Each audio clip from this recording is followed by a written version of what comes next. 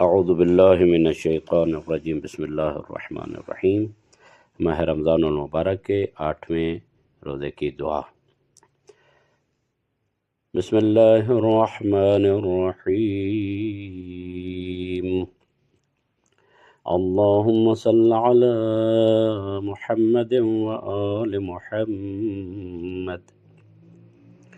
اللہم ارزقنی فیہ رحمت الایتام وإطعام الطعام وإفشاء السلام وصحبة الكرام بقولك يا ملجأ الآملين۔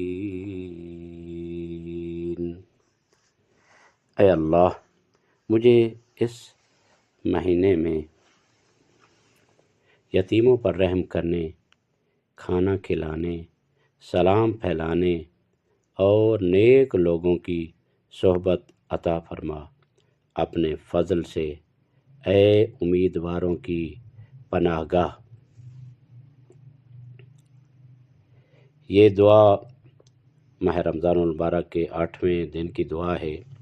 اس دعا میں ہم اللہ سے کچھ چیزیں مانگتے ہیں جو معاشرے میں لوگوں کے ساتھ برتاؤ اور معاملات سے متعلق ہیں۔ جو دعائیں ہم نے پہلے 7 دنوں میں پڑھی ہیں وہ سب انسان کے اللہ کے ساتھ تعلق سے متعلق تھیں۔ اے اللہ، مجھے نماز پڑھنے کی توفیق عطا فرما، قیام کرنے کی توفیق دے، روزہ رکھنے کی توفیق دے۔ اس قسم کی دعائیں، مختصراً یہ دعائیں بندے اور اللہ کے درمیان تعلق کو مضبوط کرنے کے لیے تھیں، لیکن بندے کا دوسرے بندوں کے ساتھ بھی تعلق ہوتا ہے، یعنی فرد کا معاشرے کے ساتھ اور مومنین کا ایک دوسرے کے ساتھ برتاؤ، جس پر اسلام کے زیادہ تر احکامات ہیں۔ اسلام اور معاشرتی نزاکتیں۔ اسلام کے احکامات اور ہدایات کو 2 حصوں میں تقسیم کیا جا سکتا ہے۔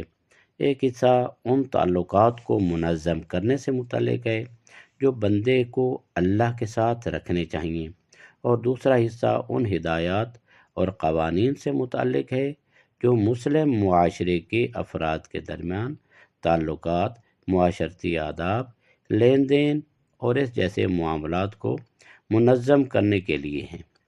اسلام کے احکامات کا دوسرا حصہ کہیں زیادہ وسیع ہے، کیونکہ اگر دنیا میں معاشرے کی حالت اچھی ہو اور انسان کا معاشرے کے ساتھ تعلق درست ہو، اچھا ہو، اور ایک صالح اور نیک معاشرہ تشکیل پائے اور مومنین اس نیک معاشرے کے سائے میں زندگی گزاریں، تو آخرت کی کامیابی بھی حاصل ہو جاتی ہے۔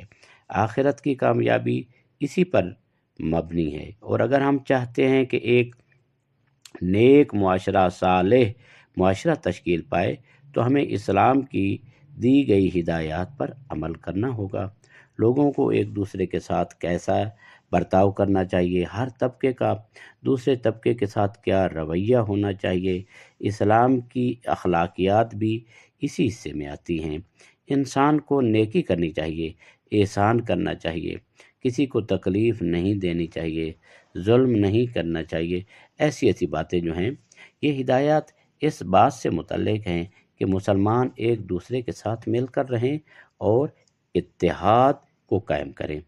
جن چیزوں پر اسلام نے بہت زور دیا ہے ان میں کمزوروں اور محتاجوں کی مدد کرنا ہے، ان لوگوں کے ساتھ نیکی کرنا جو کسی بھی طرح سے کمزور اور بے بس ہو چکے ہیں، جنہیں ہم آج کل مستضعفین کہتے ہیں۔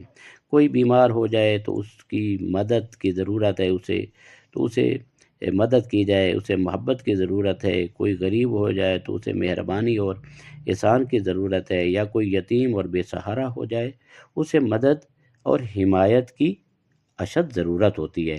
خاص طور پر محروموں اور مستضعفین کے معاملے میں اسلام نے بہت زور دیا ہے کہ مسلمانوں کا فرض ہے کہ وہ ان کے ساتھ احسان اور مہربانی کا برتاؤ کریں۔ اس دعا میں، رمضان المبارک کے 8ویں روزے کی دعا میں، ہم اللہ سے یہ مانگتے ہیں کہ وہ ہمیں ان کاموں کو کرنے کی توفیق دے۔ ان میں سے ایک کام یتیموں پر رحم کرنا۔ یتیموں کی معنوی اور جذباتی مدد کی ضرورت۔ احتام یتیم کی جمع ہے، یعنی یتیم کی جمع ہے۔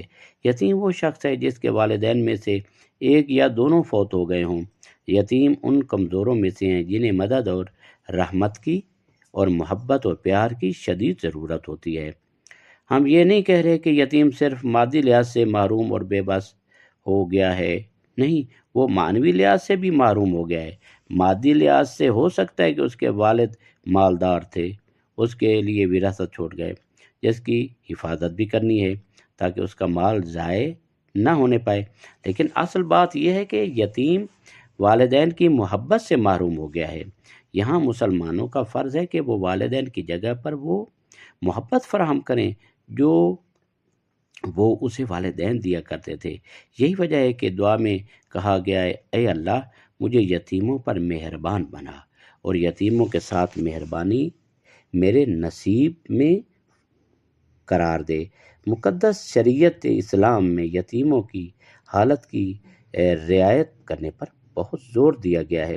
مثلا کہا گیا کہ جو شخص یتیم کے سر پر شفقت اور محبت کا ہاتھ پھیرے اسے کتنا ثواب ملتا ہے، یا اگر یتیم روئے تو اللہ کا عرش لرز جاتا ہے۔ اس کا مطلب یہ ہے کہ مسلمانوں کو یتیم کو رونے نہیں دینا چاہیے۔ یہ ذمہ داری تمام مسلمانوں پر عائد ہوتی ہے، خاص طور پر ان پر جو اس کے ساتھ تعلق رکھتے ہیں، خاص طور پر رمضان اور مبارک میں، جیسا کہ رسول اللہ صلی اللہ علیہ وآلہ وسلم نے ماہ شعبان کے آخر میں وصیت فرمائی تھی، اور وہ حدیث بہت تفصیلی ہے۔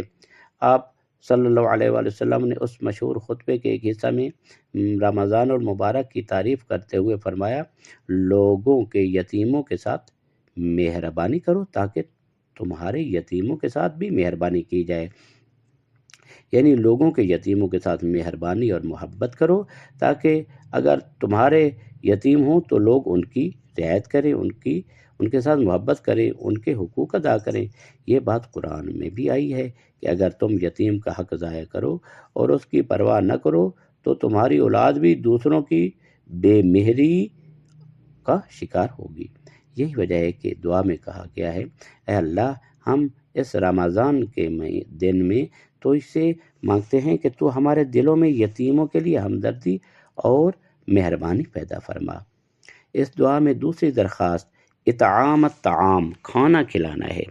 بھوکوں کو کھانا کھلانا ان عبادات میں سے ہے جس پر بہت زیادہ زور دیا گیا ہے۔ ان مستضعفین میں سے جو رعایت اور توجہ کے محتاج ہیں، وہ لوگ ہیں جنہیں غربت نے گھیر لیا ہے۔ اطعام طعام غربت کو دور کرنے کی علامت ہے، یعنی کھانا کھلانا۔ البتہ خاص طور پر کھانا کھلانا بھی بہت اہمیت رکھتا ہے اور اس پر زور دیا گیا ہے، یعنی بھوکوں کو کھانا کھلانا یہ بھی عبادت کے اعلیٰ درجات میں سے ہے اور اللہ کے قرب کا باعث ہے کہ انسان بھوکوں کو کھانا کھلائے، اور یہ بھی ان چیزوں میں سے ہے جن پر رمضان المبارک میں خاص طور پر زور دیا گیا ہے۔ رسول اکرم صلی اللہ علیہ وآلہ وسلم کی ایک حدیث میں آیا ہے، اور اپنے فقیروں پر صدقہ کرو، تصدقوا علی فقرائکم۔ لوگو اس رمضان کے مہینے میں آپ نے مسکینوں اور فقیروں پر صدقہ کرو۔ مسکین وہ ہیں جو بہت زیادہ محتاج ہیں، فقیر وہ ہیں جو بد قسمت ہیں لیکن مسکینوں جتنا نہیں ہیں، مسکین اس سے برے حال میں ہوتے ہیں۔ ضعیفوں کی مدد کرو۔ مسلمانوں کا فرض ہے کہ وہ معاشرے کی کمزور اور محتاجوں کی مدد کریں جتنا بھی ان کے بس میں ہو۔ یہی وجہ ہے کہ خاص طور پر رمضان اور مبارک میں افطاری دینے اور کھانا کھلانے پر زور دیا گیا ہے۔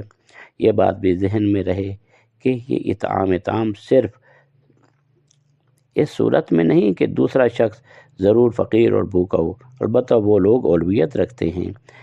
اصل اطعام چاہے دوسرا شخص مالدار ہی کیوں نہ ہو اپنی جگہ اہمیت رکھتا ہے۔ یہ ضروری نہیں کہ فقط فقیر کو ہی کھلائیں، دوسرے بھی کھا سکتے ہیں۔ یہی دعوت دینا اور کھانا کھلانا ان چیزوں میں سے ہے جن کی بہت فضیلت ہے، خاص طور پر رمضان المبارک میں جس کا ثواب دگنا ہوتا ہے۔ رسول اکرم صلی اللہ علیہ وآلہ وسلم نے فرمایا، جو شخص کسی روزہ دار مومن کو افطاری کھلائے اس کے لیے یہ ثواب ہے جیسے اس نے ایک غلام آزاد کیا ہو۔ یعنی جو شخص افطاری دے اور روزہ دار مومن کی دعوت کرے اس کا ثواب غلام آزاد کرنے جتنا ہے۔ اور ہمارے مسلم معاشرے میں یہ سنت الحمدللہ جاری ہے، لیکن لگتا ہے کہ پرانے زمانے میں یہ بہتر طریقے سے جاری تھی۔ یعنی پہلے رمضان کی راتوں میں دعوت دینے اور افطاری کھلانے کا رواج زیادہ تھا۔ مومنین اور اہل ایمان کو چاہیے کہ رمضان اور مبارک کا مہینے میں اس سنت حسنہ کو زندہ رکھیں۔ افطاری دینے کا مطلب یہ نہیں کہ افطاری کو اس کے گھر لے جاؤ یا اسے اپنے گھر دعوت دو۔ مساجد میں بھی جہاں کہیں کھجور یا کوئی اور چیز افطاری کے لیے دی جاتی ہے وہ بھی اطعام طعام کی ایک شکل ہے۔ بہرحال اطعام طعام ہر شکل میں عظیم عبادت ہے، خاص طور پر افطاری دینا اور روزہ دار کو کھانا کھلانا جس کا ثواب بہت زیادہ ہے۔ اس دعا کے آخر میں ہم پڑھتے ہیں وَإِفْشَاءَ السلام، سلام اور امن اور محبت کا یعنی پرچم ہے۔ سلام یعنی بہت زیادہ سلام کرنا۔ اس دن کی تیسری دعا یہ ہے کہ اے اللہ ہمیں توفیق دے کہ ہم سلامتی اور امن کو لوگوں میں پھیلا سکیں، یعنی ہم خود بھی سلامتی کے قائل ہوں اور معاشرے کے امن کو متزلزل نہ کریں، خراب نہ کریں، اور کوشش کریں کہ معاشرے کا امن قائم رہے اور سلامتی اور امن ہمارے معاشرے پر حکمران ہو۔ ہر شخص کو اپنی حد تک سلام کو پھیلانا چاہیے۔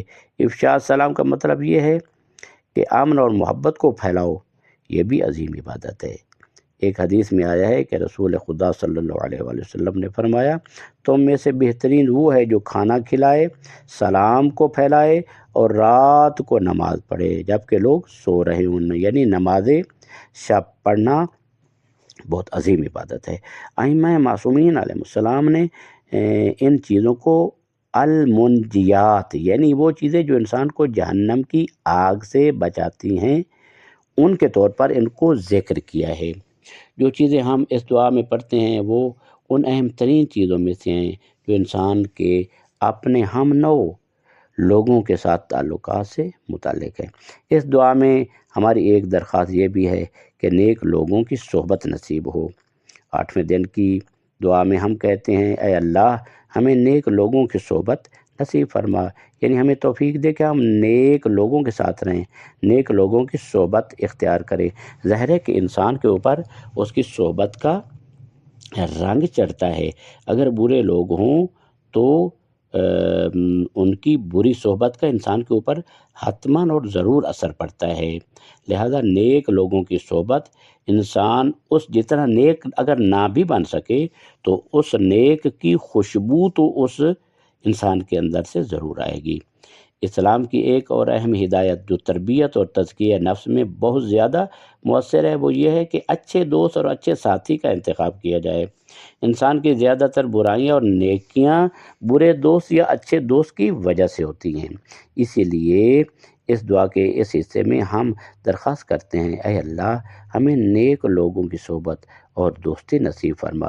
اس دعا کے آخر میں ہم پڑھتے ہیں اپنے فضل سے اے امیدواروں کی پناہ گاہ۔ جیسا کہ ظاہر ہے ہر دعا کے آخر میں ہم اللہ کی کسی صفت کا سہارا لیتے ہیں اور یہاں ہم طول کا سہارا لیتے ہیں۔ طول کا مطلب ہے انعام اور احسان۔ ہم کہتے ہیں کہ اے اللہ اپنے احسان کے حق میں ہماری یہ دعائیں قبول فرما، اے امیدواروں کی پناہ گاہ۔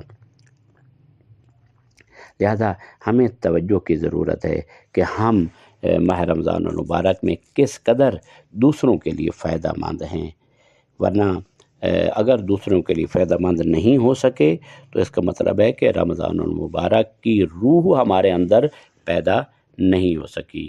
دعا ہے پروردگار عالم ہمیں ماہ صیام کے روزوں کی برکت نصیب فرما اور ہمیں بہترین روزہ داروں میں سے قرار دے اور ہماری عبادات کو شرف قبولیت عطا فرمائے۔ تمام مومنین و مومنات کی عبادات کو پروردگار عالم بحق محمد وآل محمد شرف قبولیت عطا فرمائے، آمین یا رب العالمین، وصلی اللہ علی محمد وآلہ الطاہرین۔